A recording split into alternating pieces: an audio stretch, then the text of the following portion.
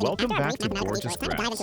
After our brief mathematical detour, it's time to dive into another quietly powerful force in the world of investing.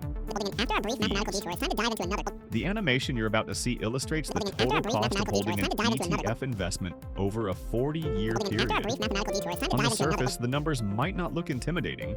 After all, we're only talking about a 0.15% total expense ratio, a fee structure often considered low by industry standards. But here's the twist. Even tiny percentages can quietly eat into your gains over time. The chart begins with a $10,000 investment, assuming a steady 7% annual return. There are no monthly contributions here, no taxes, no inflation adjustments.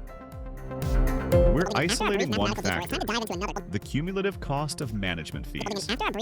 As time progresses, you'll see how this seemingly small expense gradually compounds, right alongside your investment's growth.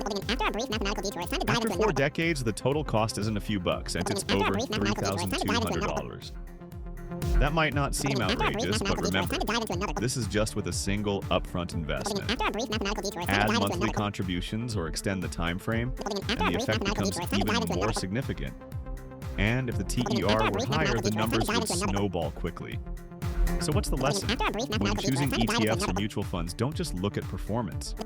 Always pay attention to the fees. Because over time, even a fraction of a percent can quietly siphon off thousands of dollars from your future. If you found this useful, hit the like button. And if you want more crisp, data-driven visuals on investing, compound growth, and smart financial thinking, don't forget to subscribe.